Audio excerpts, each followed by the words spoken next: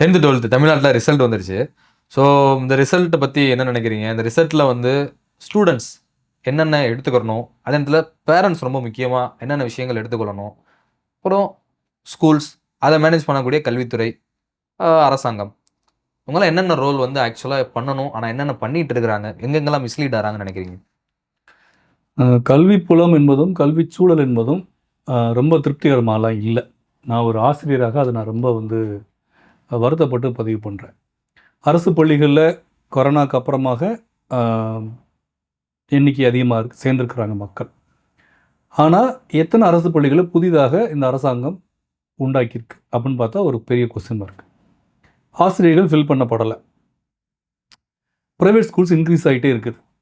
கொரோனாக்கு அப்புறமா ஒரு 2 வருஷமாக வித்தவுட் டிசி நீங்கள் யூ கேன் ஜாயின் எனிவேர் அப்படின்னு இருக்கும் பொழுது நிறைய பேர் ப்ரைவேட் ஸ்கூல்ஸ்லேருந்து கவர்மெண்ட் ஸ்கூல்ஸ்க்கு மைக்ரேட் ஆனாங்க. ஆனால் திருப்பி இப்போ ப்ரைவேட் ஸ்கூல்ஸ் வந்து நிறைய ரிச்சாக நல்லா ஸ்ட்ரென்த்தனாக தான் போயிட்டுருக்கு. போகக்கூடாதுன்றது நம்மளுடைய இது இல்லை, ஏன்னா இவ்வளோ பெரிய பாப்புலேஷன் இருக்கு ஊரில். ஆனால் உண்மையிலே ஒரு நல்ல அரசாக இருந்தது அப்படின்னா ஸ்கூல்ஸ் எல்லாம் வந்து கவர்மெண்ட்டில் இருக்கணும். அப்போ என்ன நடக்குது அப்படின்னு கேட்டிங்கன்னா, இந்த இந்த பரீட்சை முடிவுகள் அப்படிங்கிறது நான் ரொம்பவும் கன்ஃபியூஸ்டாக பார்க்குறேன். என்ன அப்படின்னா, நேத்தான் பார்த்தேன் நினைக்கிறேன், கல்வி அமைச்சர் வந்து ரிசல்ட் வாசிக்கிறாங்க. இதுக்கு முன்னாடி நான் பார்த்த ஞாபகம் எனக்கு பெருசாக கிடையாது. அதிகாரிகள் வாசிப்பாங்க. ஃபஸ்ட் டைம் பார்க்குறேன் நான். ஒருவேளை நான் வந்து பார்க்காம கூட இருந்திருக்கலாம். பட் எப்போ நடந்திருந்தாலும் கல்வி அமைச்சருக்கு இதில் என்ன வேலை, ரிசல்ட் அறிவிக்கிறதுல என்ன வேலை? ஒன்று, அதை பற்றி கருத்து சொல்கிறது வேறு ஒன்று. ரெண்டாவது, அரசு பள்ளி மாணவர்கள் இவ்வளோ பாஸ் பண்ணியிருக்கிறாங்க, அல்லது 600க்கு 587 எடுத்தாங்கன்னு ஒருத்தர் வந்து மாணவர்கள் வந்து ஃபோக்கஸ் பண்ணுறாங்க. ஆக்சுவலாக செங்கோட்டையன் கல்வி அமைச்சராக இருந்த அந்த ஏடிஎம்கே பீரியட்லேயே இந்த school first, state first, district ஃபஸ்ட்லாம் தடை பண்ணியாச்சு. அப்போ அந்த நேமை விட்டுவிட்டு இவங்க வேற ஒரு நேமில் திருப்பி இந்த மாணவர்களை வந்து நீங்கள் இவங்க ஃபஸ்ட்டு நீங்கள் போடுறது அப்படிங்கிறது, செங்கோட்டையன் வந்து அந்த அதிமுக ஆட்சி காலம் எவ்வளோ மோசமான ஆட்சி காலம் நமக்கு நல்லா தெரியும். ஆனால் அந்த ஆட்சி காலத்திலேயே அந்த மாதிரி ஒரு ஆர்டர் வந்து வரவேற்கப்பட வேண்டிய ஒரு ஜிஓ, ஸ்டேட் ஃபஸ்ட்டு இவங்களாம் கிடையாது அப்படிங்கிறது. ஏன்னா மாணவர்கள் மத்தியில் ஒரு போட்டி பொறாமையோடைய விஷயத்தை கொடுக்குது. பட் திருப்பி இப்போ அதே மாதிரி அவங்க இவ்வளோ வந்திருக்கிறாங்க, இந்த ஸ்கூல்லேருந்து இவ்வளோ வந்திருக்கிறாங்க அப்படின்னு திரும்ப திரும்ப வந்து ஃபோக்கஸ் பண்ணும் பொழுது திரும்பவும் கல்வி சூழலில் மாணவருடைய இந்த வெற்றி அப்படிங்கிறது இந்த மதிப்பெண்ணில் இருக்குது அப்படின்னு பார்க்க வைக்கிறது. நான் ஒரு ஆசிரியராக இந்த நிமிஷம் வரைக்கும் ஆசிரியராக இருக்கிறதுனால நான் பார்க்குறது என்ன அப்படின்னு கேட்டிங்கன்னா, மாணவர்களை விட பேரண்ட்ஸ் வந்து ரொம்பவும் மனச்சிதைவுக்கு உள்ளாகிறாங்க. இந்த ரிசல்ட்டு சம்மந்தப்பட்ட விவகாரங்கள் எப்பயுமே போட்டி இருக்குன்னா கூட சமீபமாக ரொம்ப மோசமான ஒரு ஒரு ஒரு என்ன சொல்கிறது, காம்படிஷன் ஹையாக இருக்குது. நீங்கள் +2 பார்த்தீங்கன்னா, என்னோடய ஸ்டூடெண்ட்ஸே சிலர் பார்த்தீங்கன்னா ஸ்கூல் பாடத்தையே படிக்காமல் அவங்க நீட்டுக்கு தான் தனியாக தான் போய் படித்தாங்க. இங்கே ஒரு 400 மார்க் வாங்குறாங்க. நீட்லேயும் அந்த பர்சன்டேஜ் தான் வருது. ஆனால் அவங்களுக்கு போட்ட பணமும் அவங்க போட்ட நேரமும் அதிகம். பேரண்ட்ஸ்க்கு வந்து நம்ம பிள்ளை எப்படியாவது உருப்பட்டுரும் அப்படிங்கிற ஒரு நல்ல இடத்துக்கு போயிடணும் அப்படிங்கிறதுக்கு என்ன வழியும் லீகலாக இருக்கக்கூடிய வழிகளை நம்ம எடுத்துடலாம் அப்படின்னு யோசிக்கிறாங்க. அது வந்து ஒரு குழந்தைக்கு நல்லதா இல்லையா அப்படிங்கிறத பற்றின ஒரு பெரிய கொஸ்டின் இருக்குது. இந்த வருஷம் கொஞ்சம் இந்த தோல்வியடைந்த மாணவர்கள் தன் உயிரை போக்கி கொண்ட விஷயங்களுக்கு ரொம்ப கம்மியாக இருக்குது. அது வரவேற்கப்பட வேண்டிய விஷயம். ஆனால் அதை பற்றி நிறைய எங்கள் கவுன்சிலிங் நடந்துகிட்டே இருக்கும். எது நடந்தாலும் வந்து சாகக்கூடாது, எது நடந்தாலும் நல்ல விஷயம் தான், இல்லை தப்பு இல்லை. ஆனால் ஏதாவது நடக்கிற அளவுக்கு ஒரு 10வது படிக்கிற குழந்தை, 11வது படிக்கிற குழந்தை, 12வது படிக்கிற குழந்தை சாக துணிகிற அளவுக்கு உங்களோட கல்வி முறைமை இருந்தது அப்படிங்கிறதே ஒரு மட்டமான விஷயம் இல்லையா? அவங்களுக்கு அதை சொல்லிக் கொடுக்கணும்ல, ஒன்று. ரெண்டாவது, இந்த மாணவர்களை நீங்கள் நல்லா படித்தா வேலைக்கு போயிடலான்னு நம்ப வைக்கிறது மாதிரியான ஒரு மோசமான அதை நல்லா படித்தானா மதிப்பெண் அதிகமாக வாங்கினா நல்ல வேலைக்கு போயிடலாம் அப்படிங்கிறது ஒரு மோசமான ஒரு முன்னுதாரணம். ஏன்னா ஒரு காலத்தில் 8வது படித்தாவே ஒரு நல்ல வேலைக்கு போயிடலாம், ஒரு 50லேருந்து 60 வருஷத்துக்கு 100 வருஷத்துக்கு முன்னால் ஆவரேஜாக. அதுக்கப்புறமா ஒரு டிகிரி முடிச்சுட்டு பண்ணால் கூட ஏதோ ஒரு வேலைக்கு போயிடலாம். இப்போ அப்படி கிடையாது.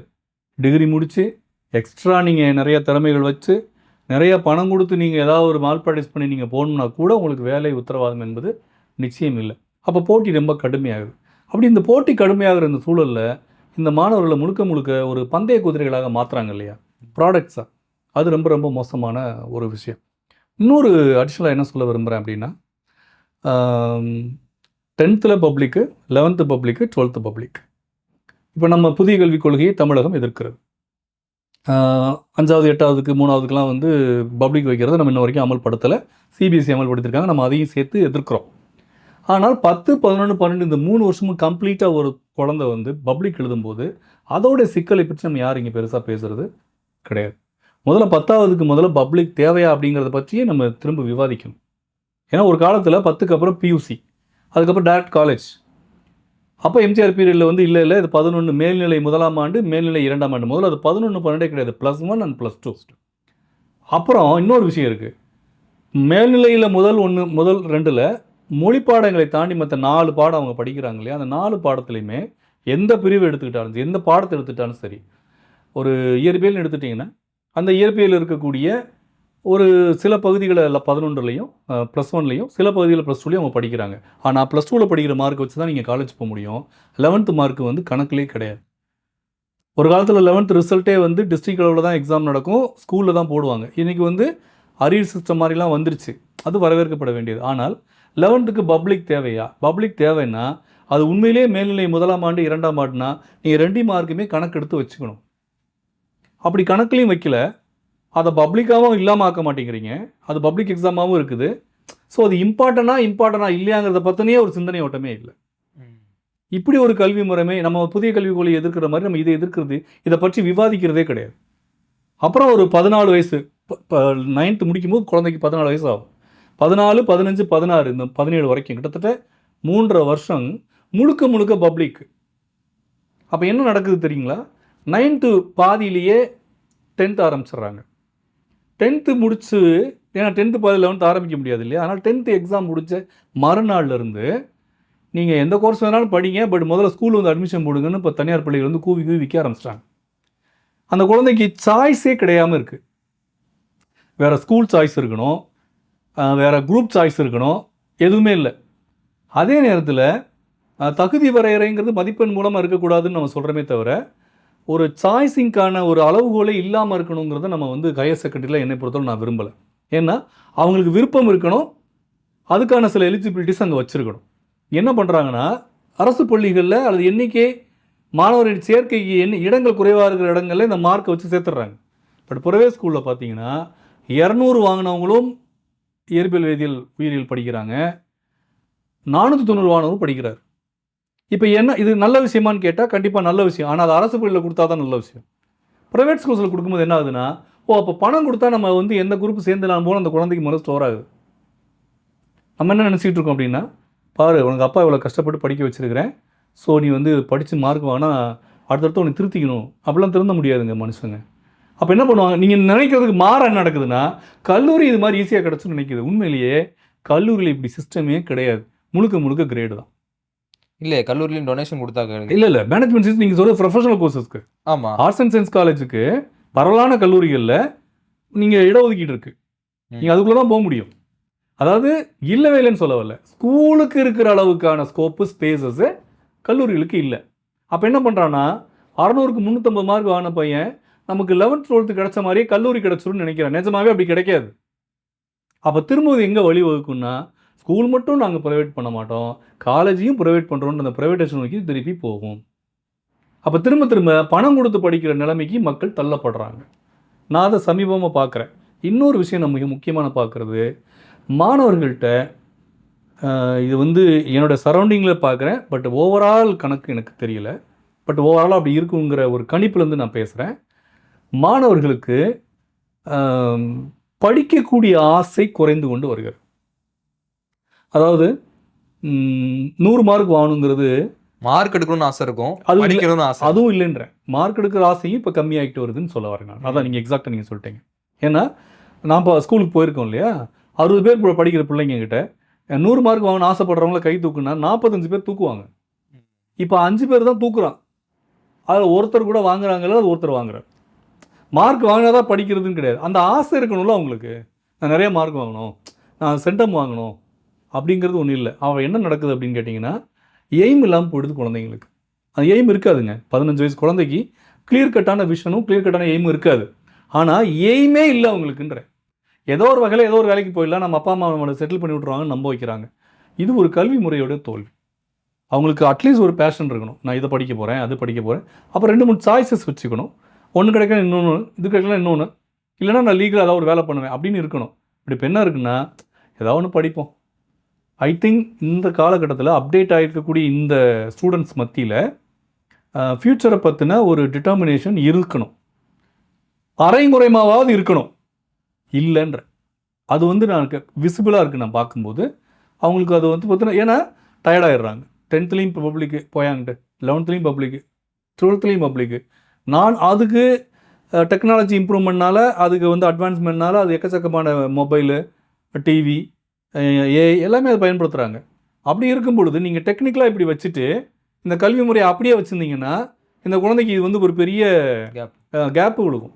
அந்த கேப்பை ஃபில் பண்ணுறதுக்கான இடம் வந்து இங்கே இல்லை.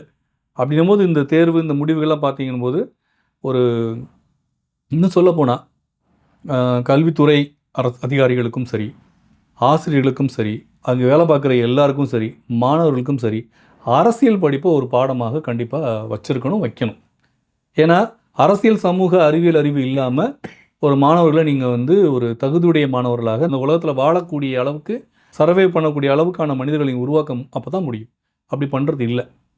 அதனால தான் பார்த்தீங்கன்னா மகாவிஷ்ணு மாதிரியான ஆள் உள்ளே போகிறாங்க, அல்லது இன்னமும் வந்து கயிறு கட்டிட்டு உள்ளே வந்து சண்டை போடுறாங்க, பாடுறாங்க.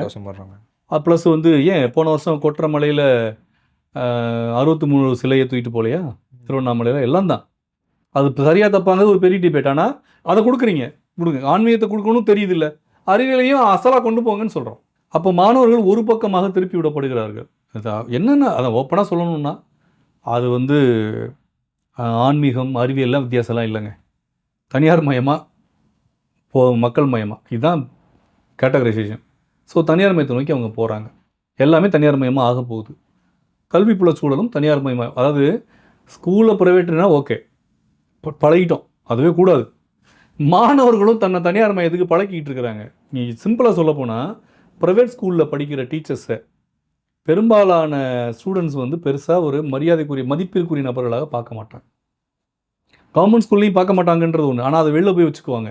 இவங்க உள்ளே பண்ணுவாங்க. ஏன்னா எல்லாத்தையுமே பாஸை போய் பார்ப்பாங்க. நானும் நீங்களும் அந்த காலத்தில் நம்ம டீச்சர் திட்டினாங்கன்னா அழுவோம் இல்லையா, மனசுக்குள்ளேயே திட்டுவோம். இப்போ அப்படி இல்லை, நேராக கரஸ்பாண்டண்ட்டை போய் இந்த டீச்சர் என்னை திட்டுறாங்க, டீச்சர் அடிக்கிறாங்க. நீங்கள் எப்படி உருவாக்க நினைக்கிறீங்களோ அதுக்கு எதிர்மறையாக உருவாக்கிட்டு இருக்காங்க, பைபாஸ் பண்ணி போகிறாங்கன்னு சொல்கிறேன். So parents are directly meeting with officials. அப்போ ஒரு ஆசிரியர் மாணவர் உறவு ரொம்ப மோசமாக இருக்குது, மாணவர் உறவு ரொம்ப மோசமாக இருக்குது. கிட்டத்தட்ட அதாவது சைக்கலாஜிக்கலாகவும் அவங்க பாதிக்கப்பட்டிருக்காங்க, ஃபிசிக்கலாகவும் பாதிக்கப்பட்டுருக்காங்க, எக்கனாமிக்கலாக பாதிக்கப்பட போகிறதுக்கான முன்னோட்டங்கள் தான் இவைன்னு சொல்கிறேன். ரேங்க் சிஸ்டம் இல்லாத ரொம்ப பாராட்டுறீங்க. சேம் டைம் வந்து மார்க் அதிகமாக வேணும், அதை வந்து எடுக்காமல் அதை வந்து மார்க் அதிகமாக எடுக்கணும் அப்படின்ற எண்ணம் இல்லாமல் இருக்காங்கன்னு சொல்கிறீங்களே, அது முரண்பாடா இல்லையா நீங்கள் சொல்கிறது? இல்லை, தரம் இடுதல் கூடாது. நிறைய மார்க் வாங்குறதுல தப்பு இல்லையே. இது நீங்கள் ஒரு போட்டி மனப்பான்மை தானே கொண்டு வரும். படித்து அந்த புரிதல் மூலமாக வாங்குறது வந்து வேற. ஆனால் நிறைய மார்க் வாங்கணுன்றக்காக வந்து மக்கப் பண்ணி அதை வந்து டம்ப் பண்ணி பேப்பரில் மக்கப் பண்ணுறாங்களா இல்லையாங்கிற ஹோல் சிஸ்டத்துக்குள்ளே போகலை. நீங்கள் போட்டியை ஊக்குவிக்கிற உலகம் தானே இது. அப்போ போட்டியை ஊக்குவிக்கிற உலகத்தில் போட்டியாவது வளரணும்ல. இங்கே பைபாஸ் பண்ணி வளர்றாங்கன்னு சொல்கிறேன் நான். இல்லை, இது வந்து குழப்பத்தை தான் உண்டு பண்ணீங்க. கண்டிப்பாக போட்டியே வேணாம் நம்ம சொல்லணும். ஒன்று அவங்க தோல்வின்னு சொல்கிறேன் நான். அதாவது இந்த கல்வி முறைமையுடைய தோல்வியில் நீங்கள் எதை வந்து கொண்டு வர நினைக்கிறீங்களோ அது கூட நடக்கலை. நீங்கள் கொண்டு வர நினைக்கிறதே தப்பு. நிறைகுடம் நீர் தழும்பாது, காலி குடமும் தழும்பாது. மார்க்கே வாங்கக்கூடாதுன்னு ஒருத்தர் சொல்ல. மார்க்குங்கிறது மார்க்கு மட்டுமே ஒரு அறிவோட அளவுகோல் இல்லையே தவிர மார்க்கும் அளவுகோல் தான். நீங்கள் அதை புறந்தள்ளிட்டு போக முடியாது. 100 மார்க் வாங்கணும் எல்லாரும் ஆசைப்பட வேணாங்க, எல்லாரும் முட்டை வாங்குவாங்களா என்ன? அப்புறம் அது ஒன்றுமே இல்லையே. ஸோ முட்டை வாங்குறவங்கள ரிஜெக்ட் பண்ணக்கூடாதுங்கிறது பாயிண்ட். 100 மார்க் வாங்குறவங்கள அளவுக்கு அதிகமாக கொண்டாடக்கூடாதுங்கிறதும் பாயிண்ட். ஆனால் முட்டை வாங்குறத என்கரேஜ் பண்ண முடியாதே.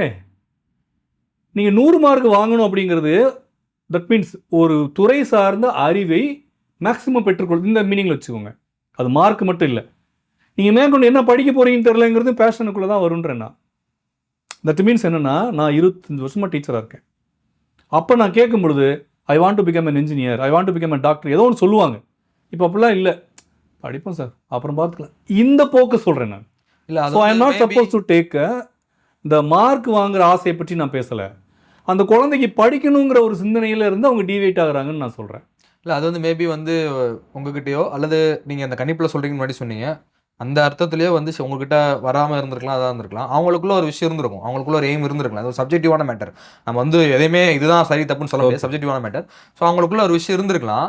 ஆனால் அந்த விஷயம் வந்து அவங்களோட ஃபேமிலிக்கும் அவங்களோட ஃபினான்ஷியல் சிஸ்டமுக்கும் வந்து ஒத்துழைக்காமல் இருந்து அது மூலமாக அவங்க டிஸ்ட்ராக்ட் ஆகி ஆமாம் என்னத்தை அதான் சொல்றேன். படிக்கிற எண்ணம் வந்திருக்கலாம்ல. கண்டிப்பாக அதெல்லாம் சேர்ந்து தான் சொல்கிறேன் நான். அப்போ அதுதான் மாணவர்கள் மனசளவுலையும் பாதிக்கப்பட்டிருக்காங்க. அவங்களா பாதிப்பு செஞ்சுக்கல, மனசளவுலையும் பாதிக்கப்பட்டிருக்காங்க. இது எல்லாமே நான் மாணவர்களுடைய குறையாக சொல்லலை, இந்த சிஸ்டத்தோட குறையாக சொல்லிட்டு இருக்கேன். இப்படியான ப்ராடக்ட்ஸை கொடுக்கறது அப்பா அம்மா வந்து தான் குழந்தைக்கு பெஸ்ட்டை கொடுக்குறாங்க. அவங்க நம்புற பெஸ்ட்டு தி பெஸ்ட்டாக இல்லையான்னு நமக்கு தெரியாது. ஆனால் அப்படி கொடுக்குறவங்களுக்கு இப்போ ஏன் குழந்தைக்கு நல்லது செய்யணும்னு அப்பா அம்மா விரும்புகிறாங்க? அவங்க ரெஸ்பான்சிபிலிட்டி. இந்த அப்பா அம்மாவுக்கு யார் ரெஸ்பான்சிபிலிட்டினா ஸ்டேட்டு தானுங்க திருப்பி. அப்போ அது இந்த குழந்தைங்களுக்கு உருப்படியாக ஒன்று கொடுக்கணும்ல. 10 பேர் படித்தா 10 பேருக்கு வேலை கிடைக்கணுமா இல்லையா உங்கள் ஊரில்? 10 பேர்த்தில் நல்லா படித்தா ஒருத்தனுக்கு வேலை கிடைக்கின்ற இடமும் போய் நீ நல்லா படித்தாலும் 10 பேருக்கு வேலை கிடைக்கிறது குதிரை கொம்புன்னு ஆக்கி வச்சிருக்கிறமே. அது தான் சொல்கிறேன்.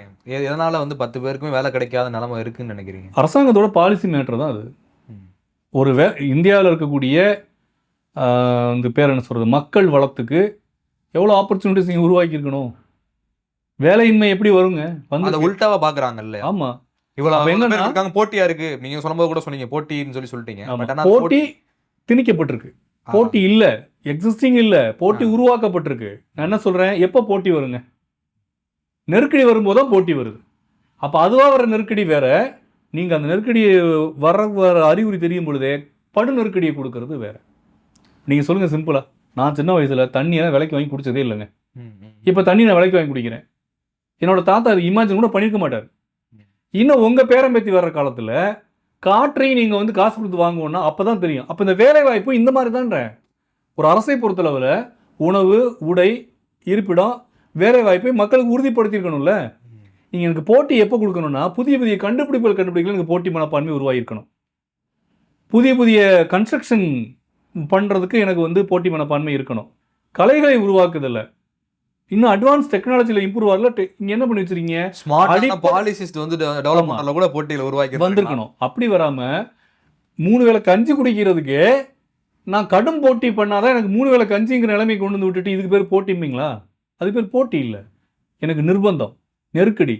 எனக்கு கிட்டத்தட்ட எப்படின்னா, ஒரு வேமா ஓடுனா உனக்கு முதல் பரிசுங்கிறது வேற, வேமா ஓடு வந்தால் தான் சோறுங்கிறதே வேற. இந்த போட்டி, இந்த நிர்பந்தம் கொண்டு வர்றதுக்கான அடிப்படை காரணமா என்ன நினைக்கிறீங்க? சுரண்டல் தான். என்ன சுரண்டல்? ஒரு பக்கம் காசு குமியுது, குறிப்பிட்ட சில 1% மனிதர்கள்ட்ட காசு குமிஞ்சிருக்குது, அவங்கள தான் நம்ம ஆளு வர்க்கம்னு சொல்கிறோம். 99% மக்கள் வந்து எளிய வாழ்க்கையை வாழ்கிறாங்க. அவங்க வந்து போட்டி மனப்பான்மையை திணிச்சு விட்டு இவங்களுடைய ப்ராப்பர்ட்டிஸ், இவங்களுடைய உழைப்பெல்லாம் அவங்க சுரண்டிகிட்டு இருக்காங்க. அந்த சுரண்டலை மேற்கொண்டு மறைக்கிறதுக்காக சில சலுகைகளை வழங்குகிறார். ஆனால் சில சலுகை வரையும் போது ஆகா இந்த உலகம் வந்து அப்போ சலுகையும் கொடுக்குற உலகம் தானே அப்படின்னு மக்கள் நம்ப வைக்கப்படுறாங்க. அப்போது அடிப்படையான விஷயங்கள் எல்லாமே உங்களுக்கு தகுதி இருந்தால் தான் வரும். வாழ்வதற்கான உரிமை எல்லாத்துக்கும் இருக்குல்ல. ஆனால் உழைக்கணுங்கிறது பேஸ். மனுஷன் உழைப்பானே. எனக்கு தெரிஞ்சு சோம்பேறித்தனம் அப்படிங்கிறதே நீங்கள் என்ன சொல்கிறீங்கன்னா, நீங்கள் நினச்ச அளவுக்கு உழைக்காத ஒருத்தனை தான் சோம்பேறின்றீங்க. நிஜ சோம்பேறின்னு ஒருத்தர் உலகத்தில் யாருமே கிடையாதுங்க. அப்படி சோம்பேறினா யார் தெரியுமா? இந்த 1% மக்கள் தான் சோம்பேறி. நீங்கள் இந்த பெரிய பெரிய முதலாளிகள், இந்தியா உலகத்திலே பெரிய வீடாக ஒருத்தர் வச்சிருக்காரு, அவர் என்ன உழைச்சி வச்சிருக்காப்புல? வெறும் முதலீடை மட்டும் போட்டுட்டு. ஆமாம், நீங்கள் அவங்கள பார்த்து என்னைக்காவது என்னையா முதலீடை மட்டும் போட்டு உட்காந்துருக்க சோம்பேறின்னு சொல்லியிருக்கீங்களா? அவர் தான் முதலீடு போட்டிருக்காருல்ல. அப்போ உடல் உழைப்பை பொறுத்து தான் நீங்கள் வந்து சோம்பேறின்னு ஒரு ஆளை டிஃபைன் பண்ணுறீங்க. ஆமாம். ஆனால் இப்போ வந்து உடல் உழைக்காமல் இருக்கிற ஒருத்தரை பணம் போட்ட காரணத்துக்காக அவர் முதலாளின்றீங்க. இங்கே தன்னால் முடிஞ்ச அளவுக்கு உழைப்பு போட ஒருத்தரை நான் நினைக்கிற அளவுக்கு நீ உழைப்பு போடலப்பா, நீ சோம்பேறிங்கிறோம். ஏன்னா மனுஷன் இயல்புலேயே உழைக்கக்கூடியவன். எந்த மனுஷனும் சும்மா இருக்க மாட்டான். அவனுக்கு உழைக்கிறதுக்கான ஸ்பேஸஸை நீங்கள் கொடுக்கறது கூட்டு செயல்பாடு. அதுதான் ஃபார்ம் பண்ணியிருக்க சொசைட்டியோடைய, இன்ஸ்டியூஷன்ஸோடைய, அரசாங்கத்துடைய வேலை. அப்போ அந்த மாதிரியான விஷயங்கள் நம்ம ரொம்ப டிவைட் பண்ணி போகிறதா நம்ம நினைக்க வேண்டாம். கண்டிப்பாக இன்டர்லிங்க்டு தான் எல்லாமே. அப்போ இந்த மாணவர்களை நீங்கள் இப்படியே கொண்டு போய் விட்டு, அப்பா ஏதாவது ஒரு சர்வைவலுக்கே உனக்கு வந்து பெரிய பிரச்சனையாக இருக்கும், அப்போ எங்கிட்ட அவன் புத்தாக்கமாக புதுசாக யோசிக்க போகிறான். தட் இஸ் த ரிஸ்க்குன்னு நான் சொல்ல வரேன். வருங்கால தலைமுறை நான் ரொம்ப வருத்தப்படுறேன். எப்பயுமே சொல்லுவேன், எங்கள் காலம் நல்லா இருந்துச்சுன்னு. எங்கள் காலம் நல்லா இல்லை, முன்னாள் காலமும் நல்லா இல்லை. ஆனால் போன நூற்றாண்டு இருந்த அளவுக்கான ஒரு மோசமடைதல் வந்து- உறுதித்தன்மை கூட அட்லீஸ்ட் ஒரு சின்ன ஒரு சர்டனிட்டி கூட இனிமே வந்து இல்ல. கிடையாது. அது நாட் ஒன்லி அது not because of population, policies தான் பிரச்சனை, பாப்புலேஷன் பிரச்சனை கிடையாது. ஏன்னா நீங்கள் 30 கோடி இருக்கும்போது வேலை வாய்ப்பு இல்லைன்னு தான் சொன்னீங்க, 80 கோடி இருக்க பேரும் வேலை வாய்ப்பு இல்லைன்னு தான் சொன்னீங்க, 145 கோடி இருக்கும்போது அதே கச்சாத்து தான் சொல்கிறீங்க. அப்போ நான் 30 கோடியா 140 கோடியாங்கிறது உங்கள் பிரச்சனை கிடையாது. Simple question sir. எத்தனை அரசு பள்ளிகள் புதுசாக தமிழ்நாட்டில் உருவாக்கியிருக்காங்க? மைக்ரேட்டாக நிறைய பேர் வர்றாங்கல்ல, ப்ரைவேட் ஸ்கூல்ஸ்லேருந்து கவர்மெண்ட் ஸ்கூல்ஸ் நோக்கி வர்றாங்கல்ல. நீங்கள் அப்ளிஃப்ட் பண்ணியிருக்கிறீங்க, 8th 10th ஆகிறீங்க, 10th 12th ஆகிறீங்க, ஆமாம் வரவேற்கிறோம். ஆனால் எத்தனை பள்ளிக்கூடங்களை புதுசாக உருவாக்கியிருக்கீங்க? ஆசிரியர் பணியிடங்களை ஏன் நிரப்பலை? அப்போ இதெல்லாம் காம்பன்சேட் பண்ணுறதுக்கு தான் நாங்கள் இவ்வளோ பேர் நிறைய பேர் மார்க் வாங்கினாங்க, இவ்வளோ பேர் நிறைய மார்க் வாங்கினாங்க, இந்த கல்வி மாவட்டத்தில் இவ்வளோ பேர் பர்சன்டேஜ். ஸோ இங்கே கல்வி முறை வந்து எந்த கல்வி முறைன்றதை விட எது முக்கியம்னா தனியார் மயமா அரசு மயமாங்கிறது தான் பிரச்சனை. இப்போ நம்ம ஏன் வந்து புதிய கல்விக் கொள்கையை வந்து கடுமையாக எதிர்க்கிறோம் அப்படின்னா, அது தனியார் மயத்துக்கு கம்ப்ளீட்டாக இட்டு செல்லுது. இவங்க கம்ப்ளீட்டாக இட்டு செல்லாத மாதிரி கொண்டு போயிட்டு இருக்காங்க, அங்கே தான் நோக்கி போயிட்டு இருக்கு. ஸோ இந்த ரெண்டையுமே நம்ம அதுக்காக புதிய கல்விக் கொள்கையும் சமச்சீர் கல்வியும் நம்ம சமப்படுத்தலை.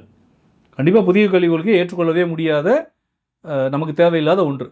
அதே இந்த சமச்சீர் கல்வியை இன்னும் பெட்டராக கொடுக்கணும், தேர்வு முறைகளில் மாற்றம் வரணும், அனைத்து ஆசிரியர்களையும் நியமனம் பண்ணணும், ஆசிரியர் பணியிடங்கள் நியமனம் பண்ணப்படணும், பள்ளிக்கூட எண்ணிக்கை இன்னும் அதிகரிக்கணும், வளாகத்தில் மாணவர்களுடைய அத்தனை கடமைகளும் உரிமைகளும் உறுதிப்படுத்தப்படணும், இலவசமாக கல்வி, அல்டிமேட்டாக சொல்ல போனால் ப்ரைவேட் ஸ்கூல்ஸே இருக்கக்கூடாது, கவர்மெண்ட் ஸ்கூல்ஸ் அட்லீஸ்ட் பள்ளி கல்வியாவது முழுக்க முழுக்க கவர்மெண்ட் இருக்கணும். கல்லூரி கூட நீங்கள் மேற்படி படிக்கிறது எங்கேயாவது போய் படிங்க, பட் கண்டிப்பாக அடிப்படை கல்வியை அரசு தான் கொடுக்கணும். அதுலேருந்து டிவியேட் ஆகி நம்ம இன்றைக்கி நிறைய எங்கேயோ போயிட்டுருக்கோம் அப்படிங்கிறதான் நான் இந்த மாதிரி ஒவ்வொரு வருஷம் ரிசல்ட் வரும்போது நாங்கள் இதுதான் தோணிகிட்டே இருக்கும். பிகாஸ் நீங்கள் முதல்ல ஒரு குழந்தை அவங்கக்கிட்ட படிக்கும் பொழுது உங்கள் அச்சீவ்மெண்ட்டு, ஒரு டீச்சராக அவங்க அச்சீவ்மெண்ட்டு, பேரண்ட்டாக அவங்க அச்சீவ்மெண்ட், அந்த குழந்தையோட அச்சீவ்மெண்ட்டாலும் உங்களுக்கு பெரிய விஷயமாக தான் தெரியும். வருஷம் பார்க்கும் பொழுது பழகி போயிடும். ஃபெயிலானவனும் இருப்பான். நீங்கள் 100 மார்க் வாங்கின ஒரு ஆசிரியர் 100 மார்க் வாங்கின மாணவரையும் வச்சுருப்பாங்க, 2 மார்க் வாங்கின மாணவர் வச்சுருப்பாங்க. 2 மார்க் வாங்குறவருடைய விஷயம் என்னது முதல்ல? அது ஏன் அந்த குழந்தை 2 மார்க் வாங்குதுங்கிற ஒரு கொஸ்டின் இருக்குல்ல. ஸோ இது எல்லாத்தையுமே நம்ம வந்து கல்விக் கொள்கையை, புதிய கல்விக் கொள்கையை நம்ம எப்படி வந்து எதிர்க்கிறோமோ அதுபோல் தமிழ்நாட்டு கல்விக் கொள்கையும் நீங்கள் மறுபரிசீலனை பண்ணணும், விவாதத்துக்கு உட்படுத்தணும். விவாதத்தை எடுத்துக்கிட்டால் தான் அது சரியாக வரும். இல்லைன்னா அகைன் அண்ட் அகைன் பந்தய குதிரைகளை உருவாக்கிக்கிட்டு தான் இருக்கும். பந்தய குதிரையை யார் உருவாக்குன்றதான் இப்போ சென்ட்ரலுக்கும் ஸ்டேட்டுக்குமான போட்டியாக இருக்குது. அப்படி தான் நான் பார்க்குறேன். அவர்களும் பந்தய குதிரைகளாக கண்டிப்பாக. இப்போ நீங்க சொன்னீங்க டீவியேஷன் ஆகக்கூடாது இந்த டாபிக்ல இருந்து சொன்னீங்க. இந்த ஆக்சுவலாக இந்த கான்வர்சேஷனே ஒரு டீவியேஷன் ஆகாத ஒரு கான்வர்சேஷன் நான் நம்புறேன். ஏன் அப்படின்னா இப்போ 10th 12th மார்க் வந்து ரிசல்ட் வெளியே வரும்போது அவங்களோட லைஃப் டிசிஷன் எடுக்கக்கூடிய ஒரு முக்கியமான பார்ட், அது மட்டுமே பார்ட் கிடையாது, அது ஒரு முக்கியமான ஒரு பார்ட் தான் அது. ஸோ அந்த சுச்சுவேஷனில் இருக்க ஸ்டூடெண்ட்டுக்கும் சரி, அந்த சுச்சுவேஷனில் தன்னுடைய பிள்ளைகளை வச்சிருக்கக்கூடிய பேரண்ட்ஸும் சரி, அந்த சுச்சுவேஷனில் தன்னுடைய சிவில் சொசைட்டி அந்த பீப்புள் வச்சிருக்கக்கூடிய கவர்மெண்ட்டும் சரி, இந்த விஷயங்கள் எல்லாத்தையுமே கணக்கில் எடுத்துக்கொள்ளணும். நம்ம பேசின விஷயங்கள் எல்லாத்தையுமே அப்படி தான் நான் நம்புகிறேன். ஸோ அதனால தான் இந்த கான்வர்சேஷனில் நம்ம கரெக்டாக பேசியிருக்கோம் நான் நினைக்கிறேன். நேயர்கள் அவங்களுடைய கருத்துக்களை வந்து கமெண்ட்ஸில் சொல்லட்டும். ரொம்ப நன்றி இந்த நேரத்தை ஒதுக்கி எங்களுக்காண்டி ஒரு இன்டர்வியூ பண்ணி கொடுத்தது. ரொம்ப ரொம்ப நன்றி. நன்றி.